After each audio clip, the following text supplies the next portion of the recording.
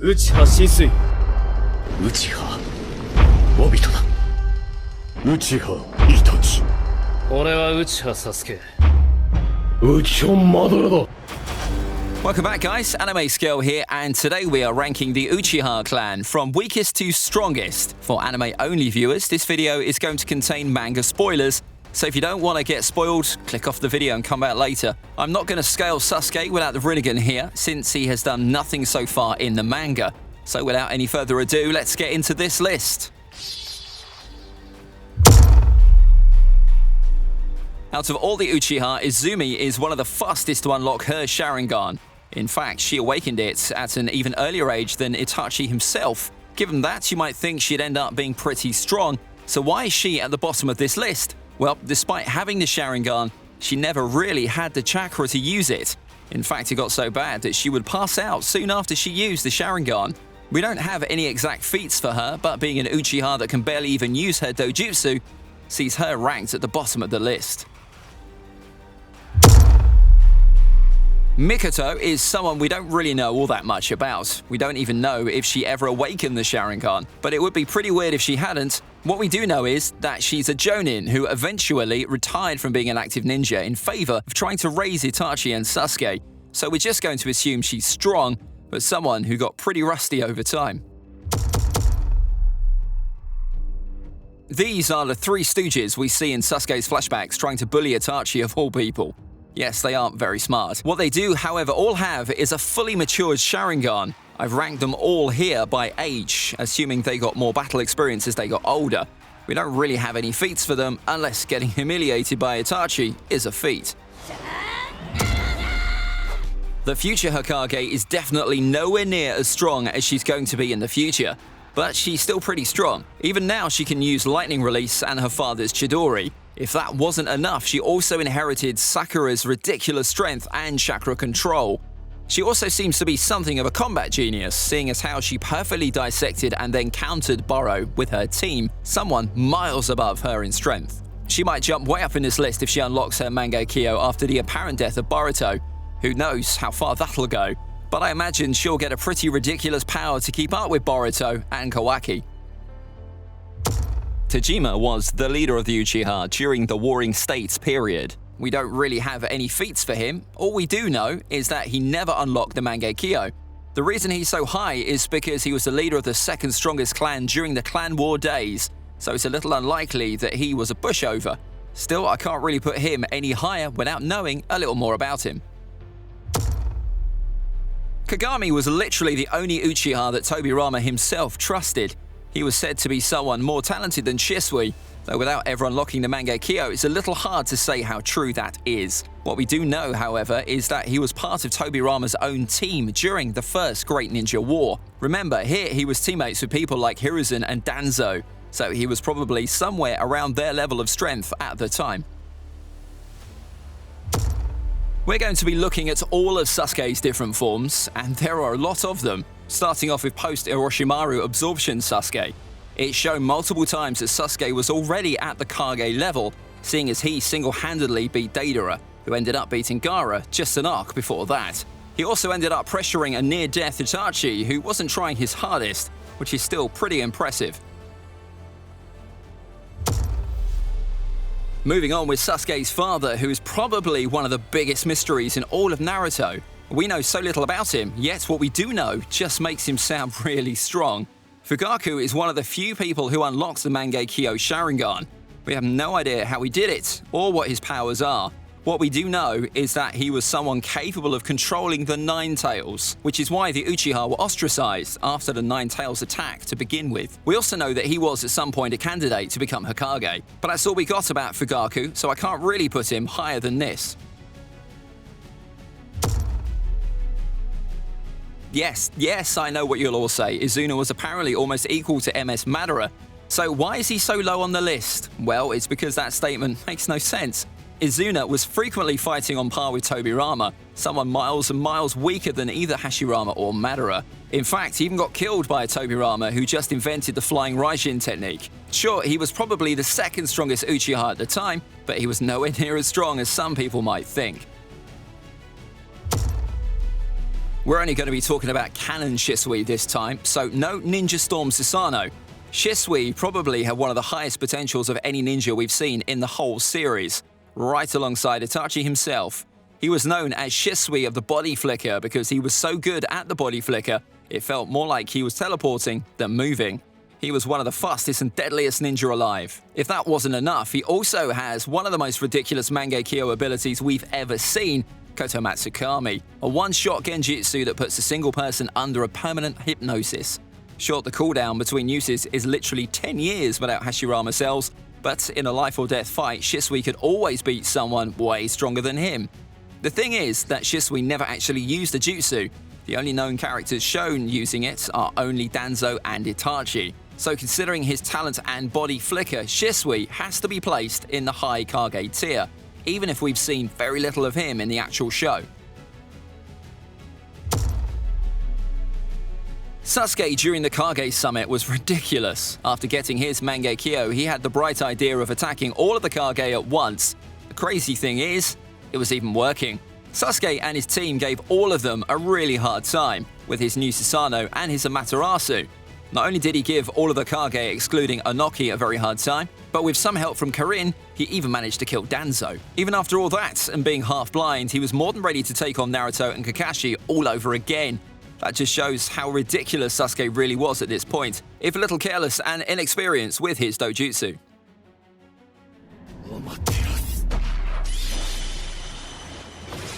Itachi is crazy strong to the point where even his close fight against Hebi Sasuke wasn't really a fight, so much as it was an elaborate training exercise.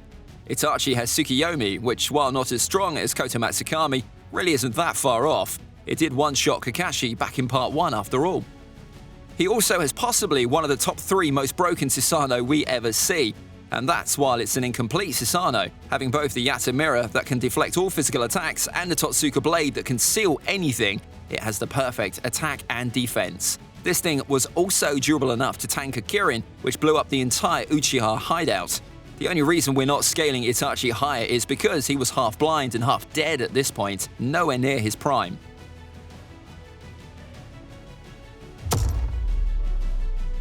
Sasuke gets a pretty sizable amp after he gets his brother's eyes implanted. He's also now way more experienced with the Mangekyo powers. Itachi never did half of the things Sasuke ends up doing with Amaterasu, for example. He's also in the prime of his life, has the ridiculous chakra pool, and definitely isn't half blind or anywhere near death.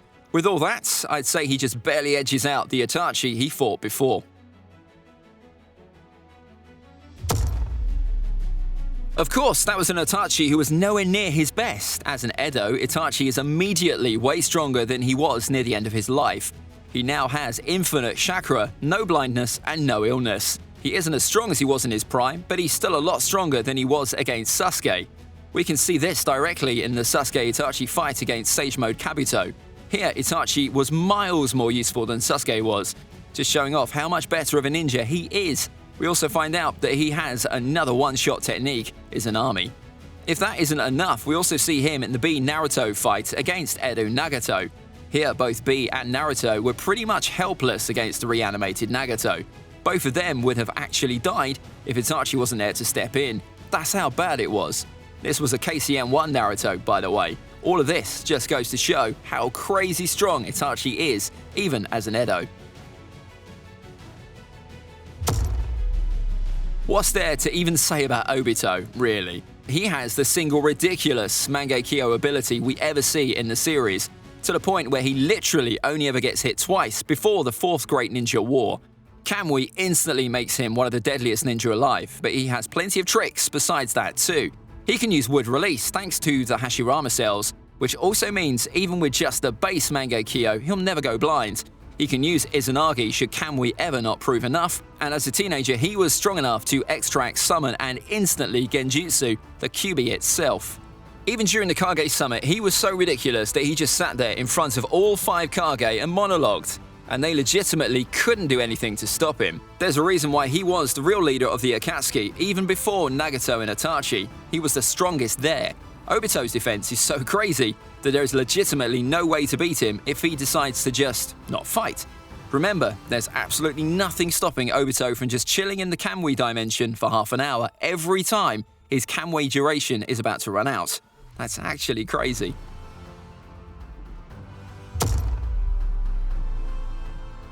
We don't have a crazy number of feats for this version of Madara, but what we do have instantly puts him on this list. He was the only person alive who could at all go toe-to-toe against Hashirama during his prime. At this point, he also had his perfect Susanoo, which is easily strong enough to take on tail beasts, let alone normal ninja. Just the sword strikes from his Susanoo levels mountains. This is the point in the series where the power scaling starts getting really crazy.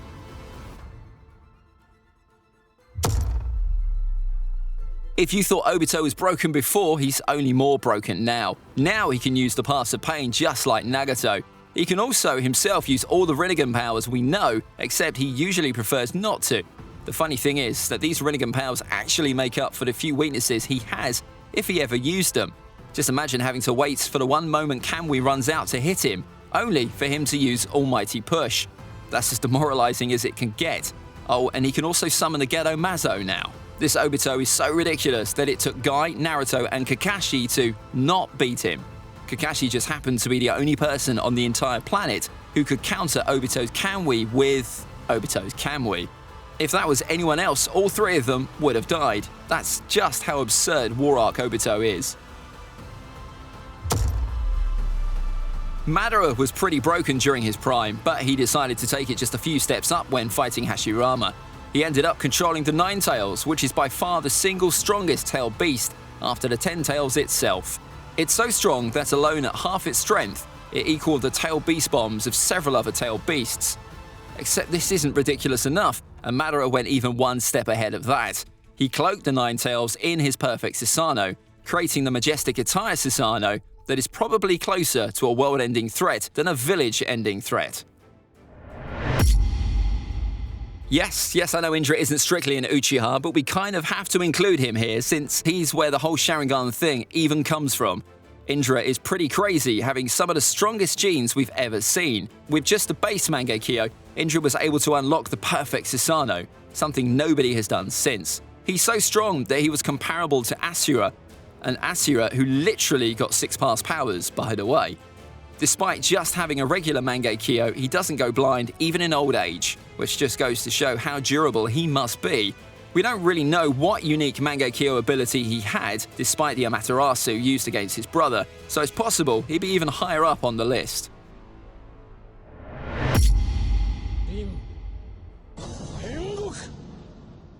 This is Madara directly after he revived and absorbed Hashirama's Sage Mode, which took him about 2 seconds to master. Yes, Naruto had to go through an entire training arc, and Madara instantly learned this. Even without his eyes, Madara was able to use the Susanoo, not that he really needed it. In this form, Madara beat absolutely everyone. He beat the entire allied shinobi forces, including all of the reanimated Hokage. He even killed KCM2 Sage Mode Naruto and EMS Sasuke, without much difficulty either. He rounded up all the tail beasts like they were disobedient pets, rather than weapons of mass destruction. He was so crazy strong he was thinking of fighting a weakened Juubito. Remember, all of this with just Sage Mode and 1 Rinnegan.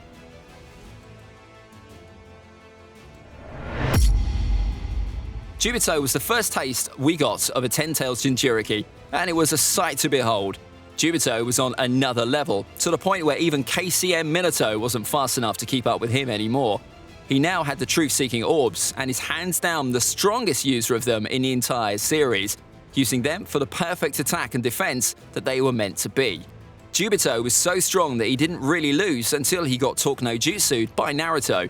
He casually built the single strongest barrier we ever see in either Naruto or Boruto, the 6 Crimson Ray barrier. He instantly destroyed both Edo, Tobirama, and Hashirama before they could even react, let alone do anything. Remember the gracious deity gates that could keep even the 10 tails in check? Obito instantly destroys them. Remember the hyped-up Hokage barrier they put up to stop the 10 tails? Obito instantly destroyed that too. Obito was by far the strongest person in the entire planet at this point, so much so that he literally wasn't allowed to use Kamui by the writer. Even with only 1 Rinnegan, I would still put this Juubi Madara over Juubito because of one simple reason. He has a more complete version of the 10 tails inside of him, as he was the 8 tails and half of the 9 tails. This Madara is so strong that it took 8 Gate Guy, Kakashi, Minato, and Lee to give him trouble. Now, I don't know why people undersell Madara here. Guy used his entire life to try and beat Madara in a few minutes. And even then, he needed a genius ninja to help him out just to get past Madara's truth-seeking orbs.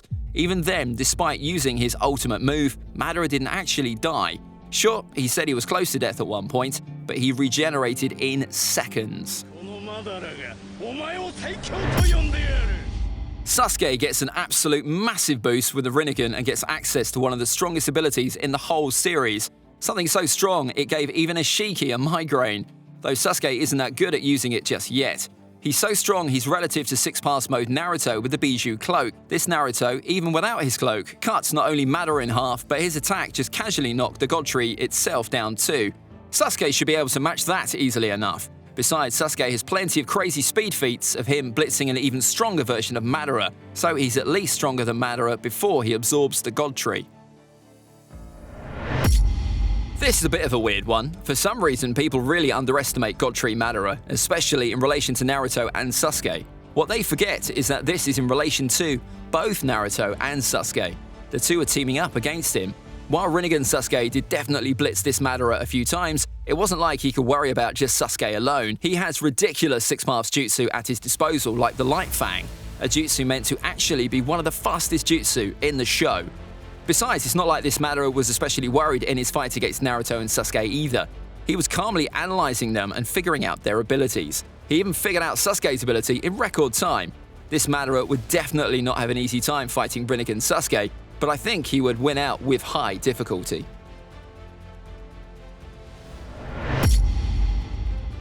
Of course, all of that changes when Madara finally gets both of his eyes. Now, Madara can use dozens of Chibaku Tensei at once, hurling them down as meteors on the world.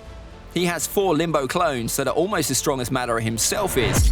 With his third eye, he can use the infinite Tsukiyomi, hands down the single strongest genjutsu in the entire series, something so strong that only Sasuke can endure it inside his perfect Susanoo.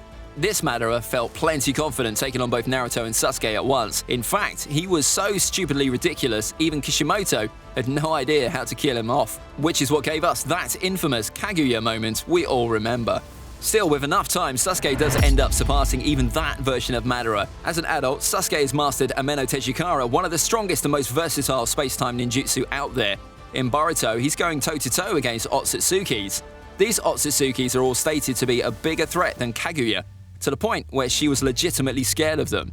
This Kaguya is also stated to be much stronger than Madara himself too, to give you an idea of just how strong Sasuke is. Besides, this is a Sasuke that has really good feats against these Otsutsukis too. Even in his fight against Fused Momoshiki, he more than held his own.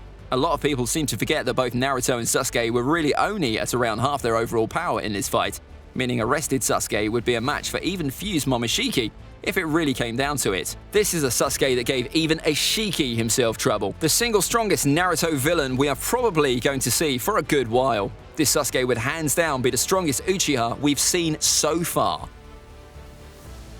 That's it for this list. Do you disagree with any of my rankings? As always, be sure to leave your opinion in the comments section down below, and I'll see you in my next video. AnimeScale out. Bye!